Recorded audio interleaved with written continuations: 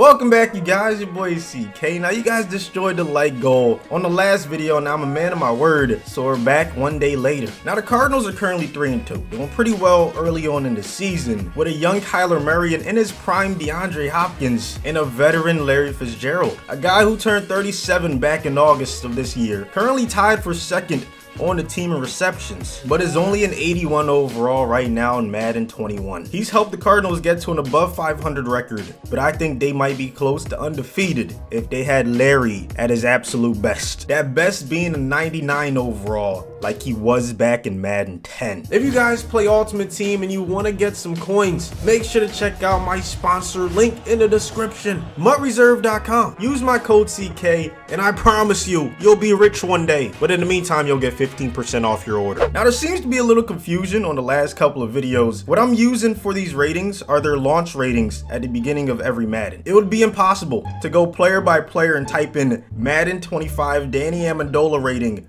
week 5 and then do the same thing for week 6, 7, 8, 9 all the way throughout. You do understand how that would be impossible. So hopefully that clears things up. We're using the launch ratings, okay? So let's go ahead and check out these ratings, starting with the Cardinals. Nuke Hopkins' best rating was back in Madden 20 when he was in the 99 club. So the Cardinals have by far the best wide receiver duo, 299s. Michael Thomas is currently a 99 in Madden 21. Emmanuel Sanders was an 89 back in Madden 18, so he goes up 4 overalls. I try to do at least one player for each team. Some teams had 2 guys we had to edit if they had a veteran. Some teams had 3. Tyreek stays the same at a 96. Sammy Watkins goes up 6 overalls to an 87, which is what he was in Madden 17. This is why I had explained what I did in the intro, because Julio, for whatever reason, has never been given a 99 rating at the start of any Madden. The closest he got was a 98 back in Madden 20. This is Devontae's highest rating he's ever been. For Amari, this is the highest he's ever been. Look at the ages on the Cowboys receivers. So yeah, as you could expect, this is the highest they've all been. Diggs at a 93 overall is the highest he's ever been. Same with Cole Beasley and John Brown. I was surprised to see that Mike Evans at a 92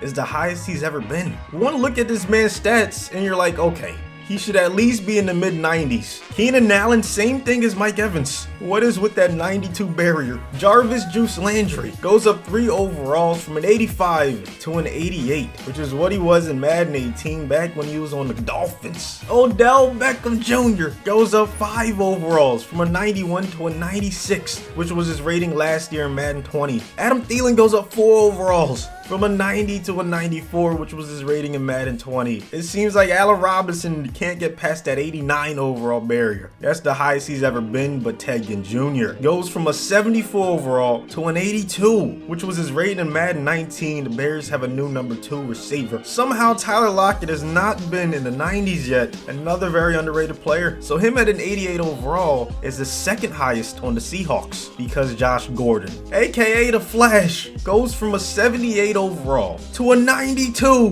which was his rating back in Madden 15. Cooper Kupp will be in the 90s very soon, but right now 89 is the highest he's ever been. Robert Woods, same thing at an 87. Juju goes up 1 overall from an 87 to an 88. On the Lions, Kenny Galladay stays the same. Marvin Jones goes up 3 overalls. He was an 87 in Madden 19. And Danny Amendola with one of the biggest jumps so far in this video, from an 80 to an 85. That was his rating in Madden 19. Robbie stays the same for the Panthers, and DJ Moore goes up 2 overalls. T.Y. Hilton goes from an 86 to a 91, which was his rating in Madden 20. It sucks to see that injuries are really the main cause of why these players drop so far in overall. There's no better example of that than AJ Green, who goes from an 86 overall to a 95, which was his rating back in Madden 15. AJ Green, when healthy, is an absolute animal. Same goes for Julian Edelman, a guy who's currently an 85, but he was an 89 back in Madden 20. Marquise Lee goes from a 77 to an 82, so a lot of improvement for the Patriots, but not quite as much as the Texans. Brandon Cooks goes up 2 overalls from an 85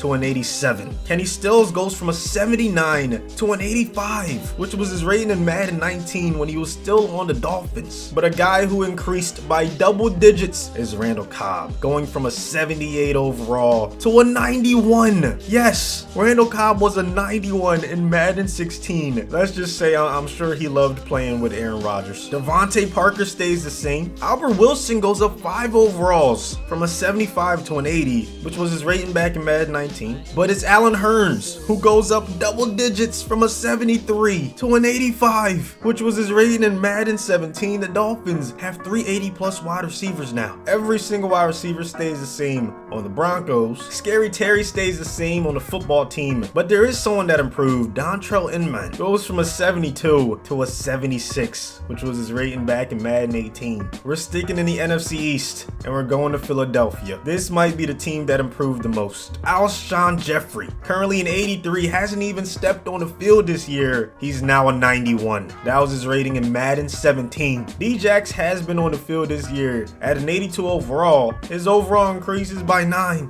to a 91, which is what he was in Madden 12. Marquise Goodwin, who was signed to be another deep threat, is a 77 in Madden 21, but he was an 84 in Madden 19. The Eagles might have a top 3 wide receiver trio in this experiment. The Giants improve as well. Golden Tate goes from an 83 to an 89, which was his rating in Madden 17. Jaguars have nothing but young guys, so they stay the same. Tyrell Williams stays the same on the Raiders. Zay Jones goes up 4 overalls to a 78, which was his rating in Madden 20. Aguilar goes from a 78 to an 84. That was his rating back in Madden 19. So he's now the new #1 in Las Vegas on the Titans. AJ Brown stays the same. Corey Davis goes up 2 overalls, and Adam Humphries goes up 1. On the Ravens, Hollywood Brown stays the same. Willie Snead goes up 2 overalls to his rating back in Madden 17. Chris Moore goes up 2 overalls to his rating back in Madden 19. And then DeAnthony Thomas goes up 4 overalls to his rating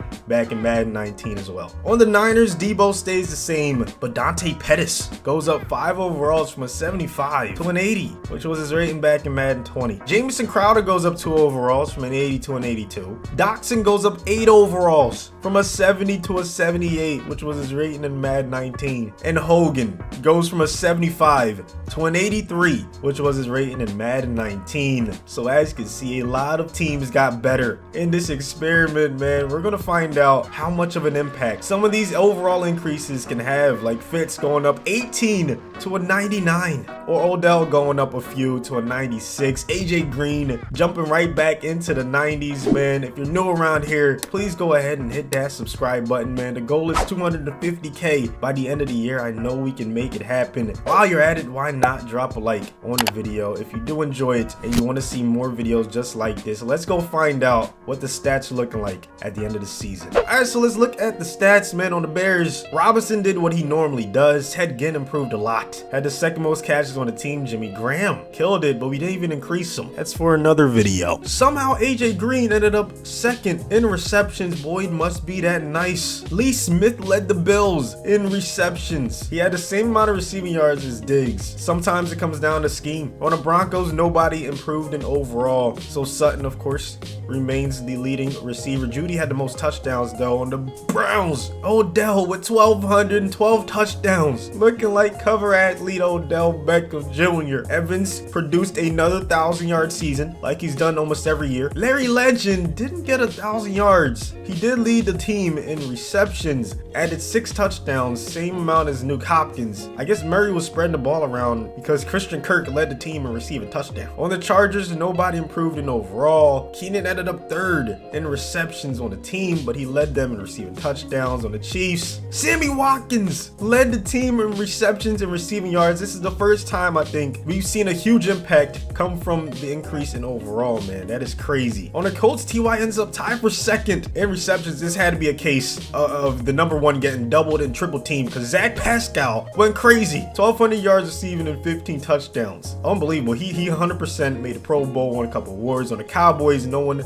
improved in overall. You know, they have a lot of young guys. Amari did what he usually does. On the Dolphins, Gesicki led the team in receptions. Hearns had a ginormous increase in overall, and that showed with his output. Same with Albert Wilson, 1,100 yards, 13 touchdowns. He was a true deep threat. But the Eagles were another team I was waiting to see. Zach Ertz, as he has for like the last few years, led the team in receptions and receiving yards. I was expecting D-Jax to do a lot better than this, but once again, it might come down to scheme. Maybe we weren't a big play type of offense. Goodwin with 5 touchdowns. Alshon looked like a true number 1. Julio led the way on the Falcons. Nothing really changed in terms of their overall, so you know the production stayed the same. George Kittle led the Niners. Dante Pettis and Debo were not far behind though. Much improved wide receiver core right there. On the Giants, Golden Tate had an insane year, 1,400 yards receiving, 15 touchdowns. Nasty. On the Jaguars, no one really improved in overall. You know, a lot of young guys, so production stayed the same. Jamison Crowder with 1,200 yards led the Jets. Chris Hogan had a pretty good season, 800 yards, 6 touchdowns. Doxson with 700 yards. 0 touchdowns for Kenny Golladay. What the hell happened, bro? That is unbelievable. He still led the team in receptions. Marvin Jones and Amendola were the next 2 in line. Amendola with 10 receiving touchdowns though. Devin Funchess led the Packers in receptions, even though he didn't improve in overall.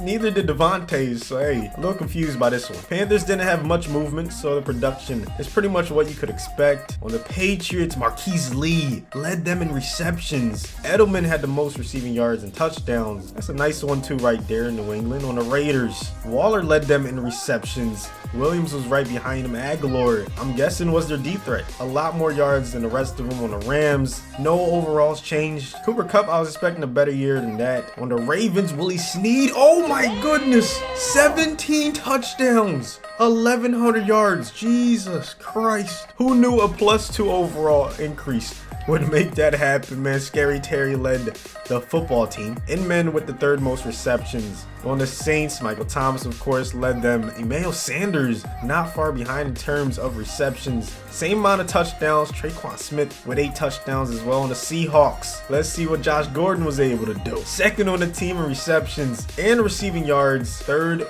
in receiving touchdowns, man. Greg Olsen, we didn't even improve his overall. What is with these tight ends going crazy, man? This is not your video. On the Steelers, Deontay Johnson led them in receptions. Juju had the most yards and touchdowns, however. On the Texans, Kenny Stills was a true deep threat, 1,000 yards and 5 touchdowns. Him and Cooks led the way for them. Oh yeah, Randall Cobb did pretty well. The Titans were led by AJ Brown. Humphreys had a 1,000-yard season with 8 touchdowns, but he's a glitch when it comes to Madden simulations. If you know, you know. And then the Vikings were led by Adam Thielen, who didn't get that many yards, but he did lead them in receptions. So there you have it. Zach Pascal, a guy we didn't even improve his overall, ends up having the most receptions in the NFL. Golden Tate leads the NFL in receiving yards, and it wasn't even close. But it's Willie Snead who had the most receiving touchdowns. Tate and Pascal were next up. MVP went to Patrick Mahomes. I don't think I've ever seen a wide receiver in the top 10, and we're not going to get one. OPOY though, I think wide receiver could maybe squeak in here. Nope. Okay. All right. Well, best wide receiver, Willie Snead. In the AFC, Odell ends up number 3. Wilson, we improved his overall a lot. Same with Crowder, Edelman. Sammy Watkins ends up in the top 10. In the NFC, Golden Tate takes home best wide receiver. Julio ends up number 2. Trying to look for guys that we increased their overall a lot, like Danny Amendola ends up at number 8. Breeze wins OPOY in the NFC. Most receiving touchdowns ever in a season was Randy Moss back in 2007. We had one guy, Willie Snead, with 17. He should be here. So the Cowboys and Browns had the best record in the NFL. Of course, the Saints, Buccaneers, most of the teams you was already expecting to be great ended up being great, man. I was surprised to see the Cardinals not make it. The Jets barely missed out at a 9-7. That Hogan increase really helped them out, man. The Giants with Tate barely squeeze in at an 8-8. The Steelers don't make it. The Rams, Raiders with Aguilar as their number 1 did not end up making it. The Cardinals end up 7-9. I just don't understand that, man. 299 overall wide receivers. The Eagles had one of the best wide receiver cores, and they end up 7-9 as well. Who else? The Lions had 385 plus wide receivers, end up 5-11. So I don't think wide receivers have as much of an impact as we might have previously thought. Or maybe they do, man. Let's check out what happened in the playoffs, man. The Patriots beat the Ravens. We had the Tennessee Titans over the Colts. The Bengals lose to the Chiefs. The Seahawks beat the Buccaneers. The Packers take it over the Bears. And then the Giants beat the Saints 42-27. The Browns beat the Titans 44-21. The Giants keep winning 17-14, 35-21. The Chiefs take it over the Patriots, and then the Seahawks beat up on the Packers, man. That Josh Gordon improvement really helped them out, but not enough. 31-19, Golden Tate and the Giants beat the Seahawks, and the Chiefs beat the Browns. So we have the Chiefs and the Giants in the Super Bowl. All right, let's see the Giants in action. Daniel Jones in the Super Bowl. Imagine that, man. Saquon healthy. He got a nice little offense. Okay, look at Daniel taking off. Now, if there's one weak spot on the Chiefs, it would have to be their defense, right? Like, they're giving up a lot of points. So don't be surprised to see the Giants. Okay, oh, never mind. I don't know what happened right there, man. Just a great tackle. Saquon normally makes people miss or truck somebody. Either way, they're going to keep the chains moving the ball pretty well. Let's see if they decide to target Golden Tate. You can see him in the slot. He's incredible as a slot wide receiver. Let's see what happens. Okay, the zig route. Yes, sir. What I say. 2nd down and 1. Saquon going to get the 1st down. I wish there was a way to make sure that these quarterbacks throw to certain wide receivers more than others, because I don't know, if we're forcing them to throw to Golden Tate almost every play, his numbers would be insane. As the Giants and Saquon are going to be stopped, and they're going to have to take the 3 on the 1st drive. All right, Mahomes and the Chiefs. Let's see what they got. Okay, starting off with a nice pass to Tyreek. Even before Watkins increased, the Chiefs were nasty. But now that he's, what, a 91? It's going to be even more disgusting. Just like that sack by Leonard Williams was. 3rd and 14. After that play, Mahomes, bottom of the screen, is going to be swatted. Holy crap, the Giants went insane. Win this one, and it wasn't even close. I was expecting a team that increased a lot, like the Eagles, maybe the Cardinals, the Dolphins, I don't know, the Lions, to end up winning the Super Bowl in an experiment like this. But who would have thought that the Giants only needed one amazing increase in overall? Golden Tate III had a phenomenal season, ended up killing it in the Super Bowl, and there you have it. This is what would happen. According to Madden, if you increased every starting wide receiver and some backups to the highest overall Madden rating they have ever had. Hopefully you guys enjoyed the video. If you did, you know what to do. Keep that same energy as you did yesterday, man. Destroy the like button. Subscribe if you're new around here, and have a great weekend.